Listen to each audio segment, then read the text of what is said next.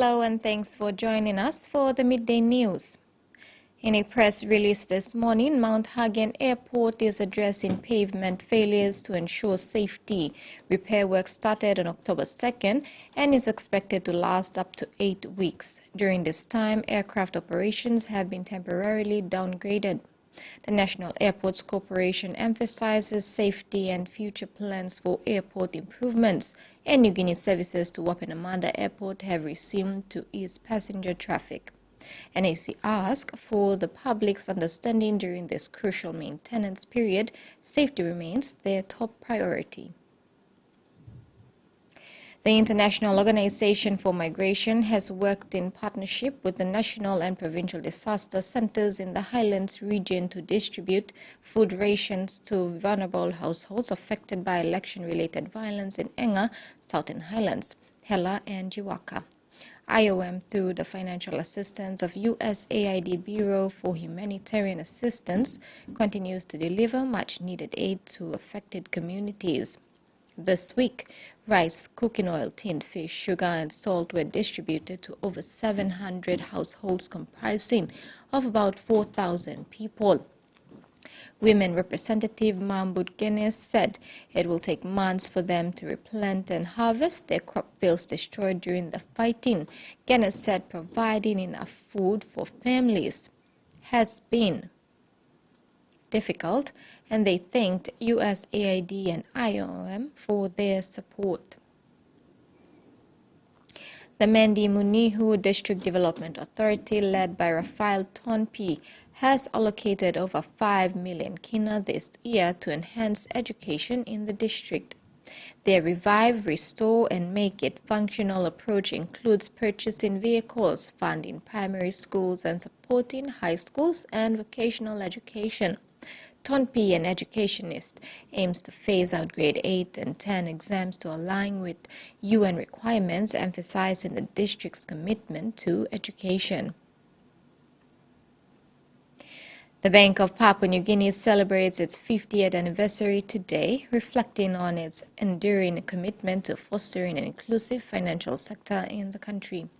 Founded in 1973, PNG, established by an Act of Parliament, continues to provide direction and leadership in cooperation with financial institutions to promote national objectives. Sir Julius Chen, a key figure in its early years, commended the institution's role and paid tribute to founding governor and other members. The 50th anniversary reaffirms PNG's dedication to its mission, formalized in the Maya Declaration of 2013. This morning, a 3,000-hectare fire near Tenterfield in New South Wales has been downgraded to a watch and act.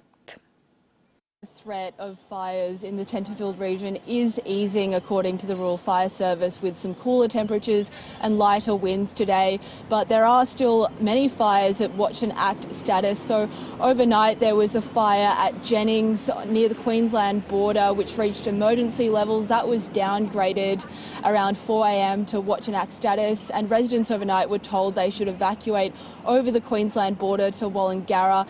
And in that Jennings fire, we know that a fire tanker rolled and 3 firefighters had to be cut from that wreckage. They were taken to Tenterfield Hospital and there are no reports of any injuries and they have since been released. But there are still 9 watch and act level fires in the north of New South Wales. All but one of them are in the Tenterfield Council area, including fires at Maryland and Tabulum. So Tenterfield is surrounded on all sides by fires from the north, east, south and west, and that town is basically cut off at the moment, with both the New England and Bruxner highways both closed. Elsewhere in the state, we also have another watch and act level fire at Nimboida near Grafton in the Northern Rivers region. So Nimboida Public School will be closed today, and that fire is still listed as out of control by the Rural Fire Service. And at the moment there are about 90 fires burning across the state that firefighters are tackling. About 30 of them are yet to be contained, but thankfully some relief is on the horizon. The RFS says these cooler temperatures and lighter winds will help firefighters to gain control of these fires and reduce the fire risk. Wild winds have lashed western Sydney early this morning, damaging buildings, felling trees and cutting power to 19,000 people.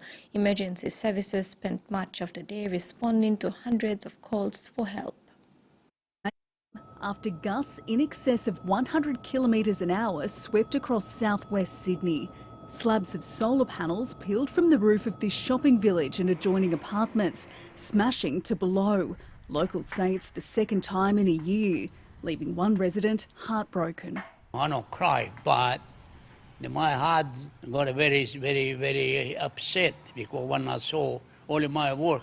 He's lived in the area for 45 years. I work hard to build, and now in 10 minutes my work can go.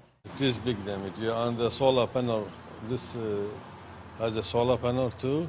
He says strong winds are common in this area, which will soon be home to the city's second major airport. This corner, is this going to be the beginning of the new airport, this one here. So there is always fog here, and always big wind. Nearby, more buildings were damaged and debris left scattered. A neighbour's pergola became wedged in Andrea Cavannino's yard. It was probably about 3 o'clock. We woke up. It was quite windy last night, so we heard quite a loud crash. She and her husband are at a loss as to how to move it or who will fix the damage. The SES responded to hundreds of calls. Very busy. We've been going since 3 o'clock this morning. And it looks like we'll be going until probably 7 o'clock tonight. The morning commute was also affected by fallen power lines and widespread blackouts. And as strong winds persisted across the city throughout the day, Sydney Airport was again reduced to a single runway. Conditions should improve tomorrow. Tasmania's largest medicinal cannabis facility, which employs around 100 people, will triple production when a new greenhouse opens in the coming weeks. But despite significant demand for the product, health professionals say there's still a lot of stigma around medicinal cannabis and its use. I'm at a secret location in southern Tasmania, which is home to the state's largest medicinal cannabis production facility. The majority of plants are kept in greenhouses under 168 LED lights. This new 1 hectare greenhouse will allow a huge growth in cultivation. It'll be about 3,500 kilograms of dried flower in the greenhouse, and then next summer we're hoping to grow about 1.8 tons of dried flower outside. Tasmania is seen as an ideal location to grow medicinal cannabis due to its dry and cooler climate. It's a huge advantage that we have to use less chemicals and we don't have to use any sort of pesticides or anything like that. Another massive advantage of having a medicinal cannabis facility in Tasmania is the cost. They don't have to pay for air conditioners to decrease humidity and also heat.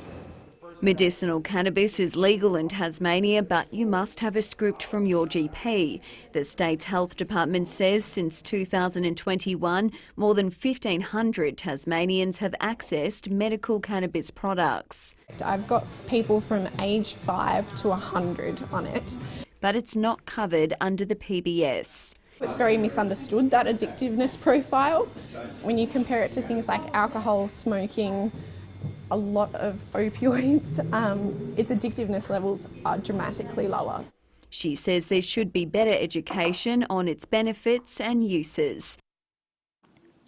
And Australia and New Zealand will do it all over again this weekend. Only this time, the inaugural Pacific Championships trophy will be on the line when they meet this Saturday at FMG Stadium, Waikato, Hamilton, New Zealand. Michael Maguire faced a tough choice to put Joey Manu at fullback following New Zealand's heavy loss to Australia last week.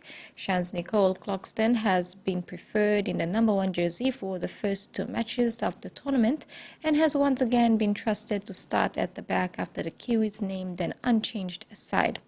Meantime, Mal Meninga opted to hand out debuts to Nico Hines and Tom Flegler in the deed rubber fixture against the Kiwis, while Jake Bojovic was also included in the front row. However, the trio have returned to the reserves for the final with Payne Haas, Tino Fa'asuamaliu and Hem Martin named after being rested last week. Papua New Guinea and Fiji will also run it back in the Pacific Bowl final this Sunday at the Santos National Football Stadium in Port Moresby. A Penrith star returns from injury in the nick of time for the finals. Sunia Turuva missed out last week due to a calf injury but has been named to return in the centres in a massive lift for Fiji. Mikaele Ravalawa reverts to the wing after covering the Penrith rookie, while Jason Karekare drops back to 18th man. Kitione Kautoga missed out against PNG last week as well, but will also return via the bench. Justin Holbrook has made one change to his starting side, with Roderick Tai replacing Benji Court in the centres. However, there are a number of changes on the bench. Kevin Apo and Edwin Ipape were both charged for a dangerous throw, although they will be eligible to play in the final after being issued with fines. Ipape starts at hooker, but Apo drops to the reserves. Liam Horn and Nixon Put return to the fold, with Junior Rob also begging a place in the 17.